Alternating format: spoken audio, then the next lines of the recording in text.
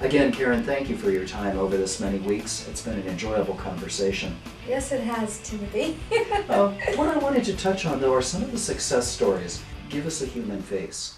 How many people went through the program and didn't complete it? And give us a success story. Okay, that's easy. I would say a third of our clients that come through, they come and they keep all of their Baggage? their behavior. Yes. They haven't accepted step one, and that's only having a desire to take a look and admit that you have a problem. Mm-hmm. No one can help you if you can't help yourself, and then that comes with the WELL program. We give you the information to help yourself, but until you want that help, I don't care, family members out there, there is nothing you can do, no money you can throw their way, any rehab you can throw them in, or any situation you can give them, until they want to help themselves, there's no help. That's sort of funny, folks. She mentions that because I think about some situations I've seen as a financial advisor. I can run charts, spreadsheets, pies, you name it.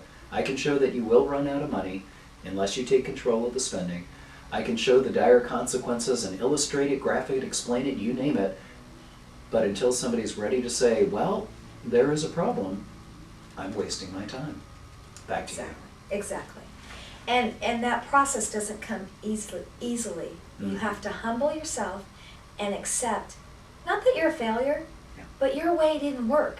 Mm-hmm. And that someone's offering you guidance and education and support and not handing it to you. It's a lot of hard work, a lot of evaluation, a lot of honest, thorough inventories of yourself, looking at that yucky stuff we didn't want to look at.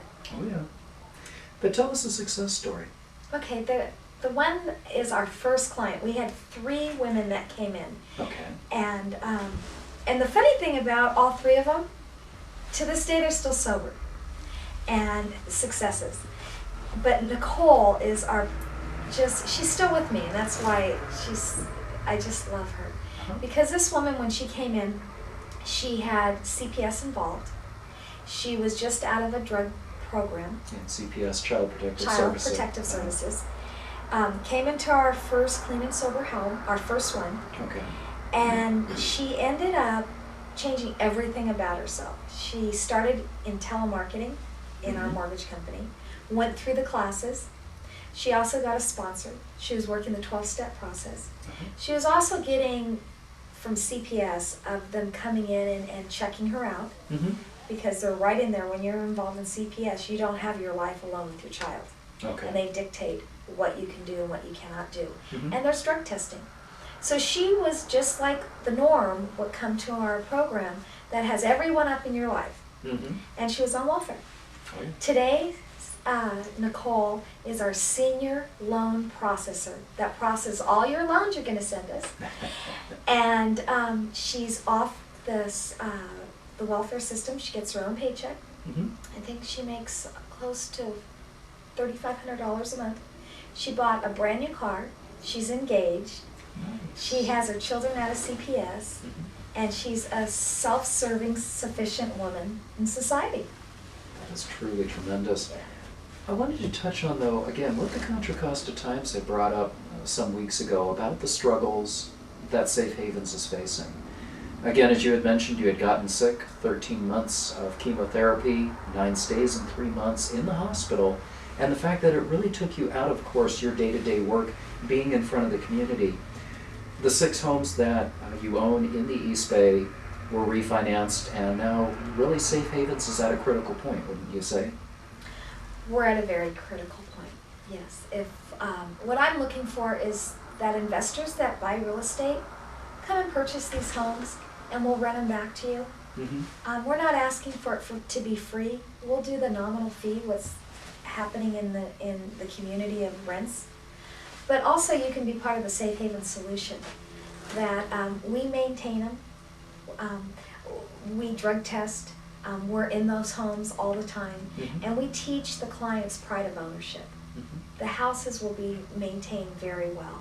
But I'm looking for someone that sees the work over the last 11 years that we've done and sees that we've had some hard times, but we're still doing great work and we're bringing it to Alameda County, that you can come in and step in and make a difference.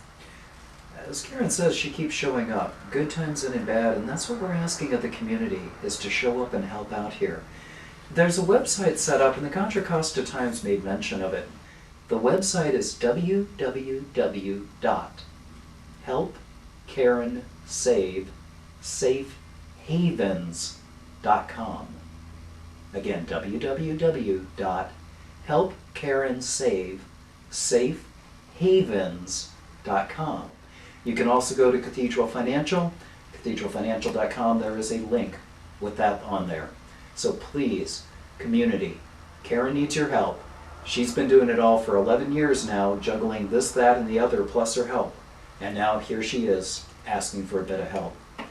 Again, that is a very inspiring success story. So Nicole is what I would say a productive member of society. Absolutely.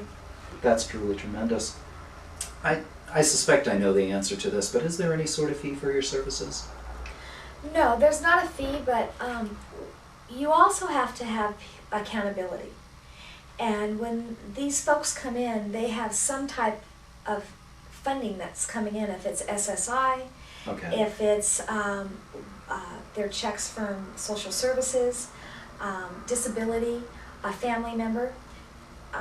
If all in the perfect world of Safe Haven, all of our product line would sell. You would send your loans and your purchases to us, and then we give back 50% of that money to fund the program.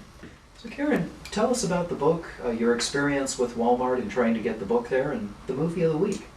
Okay, so with Walmart, we had sent tons of our product line to them, our baskets. Uh-huh. When the factory is up, I have a candle factory that women makes soy candles, product lines. We have a coffee line, a peanut line, beautiful gift baskets. Mm-hmm. And so I sent it all to them, and then also let them know that I had a book and that it was going into a movie of the week. And they had contacted me back, and also we had a line of gourmet sauces. And they said that they couldn't put the book in the store because I was a B writer, not an A writer. And that I'm sorry, what's a B and an A writer? well, I'm not a known publisher. So even though that I wrote a cookbook and I've written a book on Pathway of Healing Our Broken Hearts, and I also wrote Keep Showing Up, nobody knows me. So they're not going to just, and I understand that. But that's the ridiculous cycle. If they don't give you the publicity, nobody will know you. And because nobody knows you, they can't put you on the shelf. Well, even when I went to the Montel Williams show, I says, would you put the book in now and I'll announce it on Montel Williams? And they said, it's on Walmart.com. So for all those that like to champion stuff, you could go to Walmart.com and buy the book, and then they'd see the response, and then we'd get in the store. But that's really what's going to make a difference for Safe Haven is money. And being a financial planner, social justice is that it takes money, but you need to know how to deliver that money to the right places. And so that's where we are. We have a big place to deliver it, to save our homes. And I have a service and product lines to also give you guys that you're just not giving money out. You're getting something in return. Karen, what really matters? I think is a solution. And hope, love, and faith. That's what really matters. Folks, I couldn't have said it better. We've enjoyed our 7-week conversation with Karen Justice Guard, the CEO of Safe Havens.